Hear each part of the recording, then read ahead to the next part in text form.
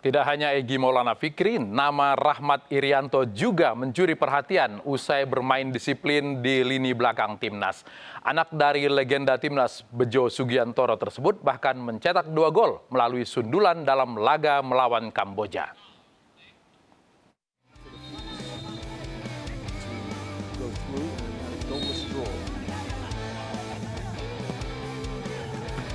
Oh, it's an early goal, a free header. Rahmat Irianto. Torehan 2 gol Rahmat Irianto dalam laga kontra Kamboja menjadi catatan spesial bagi putra Bejo Sugiantoro, legenda Persebaya dan mantan pemain timnas. Kedua gol Rahmat Irianto sama-sama dicetak memanfaatkan tendangan penjuru. Gol dalam laga kontra Kamboja itu adalah yang pertama dan kedua bagi Rahmat Irianto dari 8 laga berkostum Garuda. Kedua gol itu semakin spesial lantaran Rahmat Irianto berhasil menyamai rekor ayahnya yang juga mencetak 2 gol dalam satu laga di turnamen antar negara Asia Tenggara tersebut 2002 silam. He's got Eksan in front of him. Now Shawwal to his right. Goes wide, takes a shot. A close one, great goal that is. And Eksan Fundy fires Singapore to a 2-0 lead. Tak hanya Indonesia, kisah ayah dan anak yang menekuni kulit pudar juga ada di Singapura. Fandi Ahmad, salah satu legenda timnas Singapura, kini memiliki penerus melalui 3 putranya yang mengisi skuad The Lion di Piala AFF. Irfan Fandi, Ihsan Fandi, dan Ilhan Fandi. Ketiganya mengisi pos berbeda di timnas Singapura. Ihsan Fandi, sang anak kedua yang menghuni lini serang, menjadi sorotan usai menyumbang 2 dari 3 gol saat Singapura berjumpa Myanmar.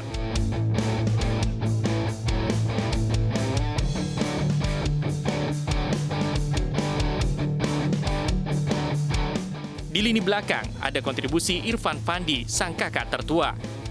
Dari ketiga putra Fandi Ahmad, hanya Ilhan Fandi yang belum diturunkan dalam laga AFF 2020.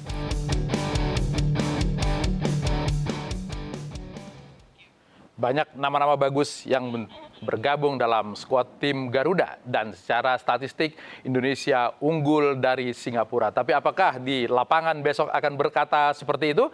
Kita bergabung bersama Bima Sakti, asisten Sintayong yang kini menjabat sebagai pelatih timnas. Bung Bima, selamat malam.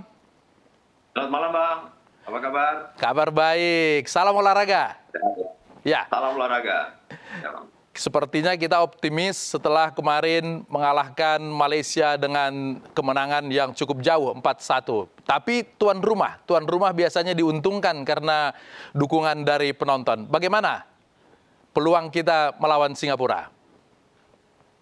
Saya pikir peluang kita besar sekali ya untuk bisa memenangkan pertandingan besok di semifinal. Walaupun memang kita harus tetap waspada karena kemenangan kemarin sudah menjadi sejarah ya, jadi sejarah. Jangan sampai euforia terlalu berlebihan.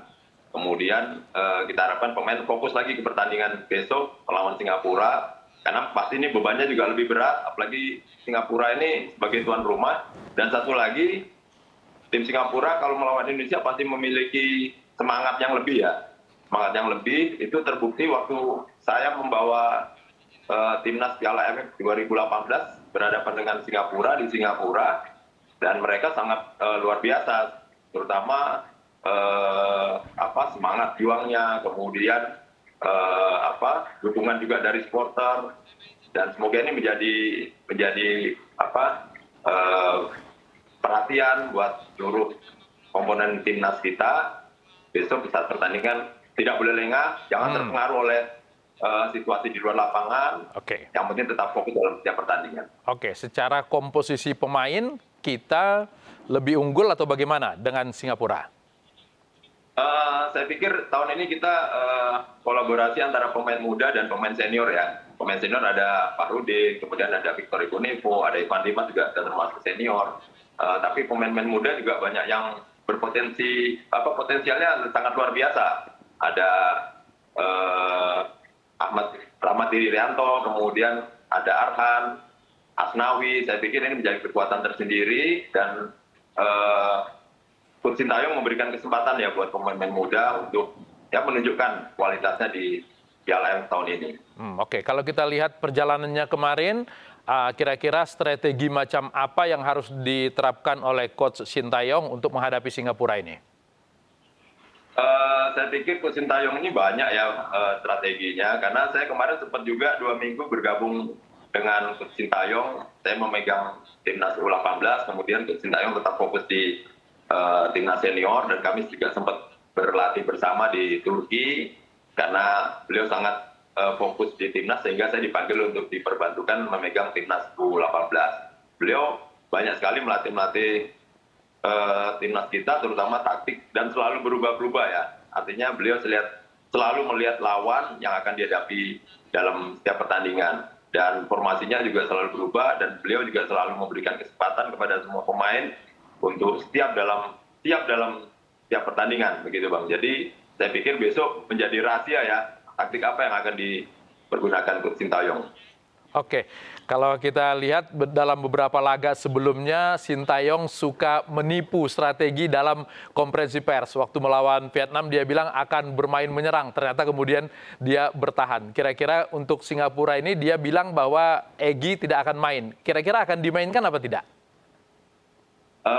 Mungkin ya setiap pelatih pasti punya strategi masing-masing ya. Apalagi Coach Sintayong lebih paham lah dan lebih pengalaman untuk setiap turnamen yang dihadapi. Dan untuk Egy, saya pikir memang kita juga berharap Egy main, tapi Coach Sintayong juga lebih tahu, dan saya juga merasakan juga kemarin Egy juga sempat bergabung di Turki, tapi perlu kita pertimbangkan juga, saya pikir perlu diketahui juga oleh masyarakat Indonesia, Egy datang dari Eropa, datang ke ASEAN, ya.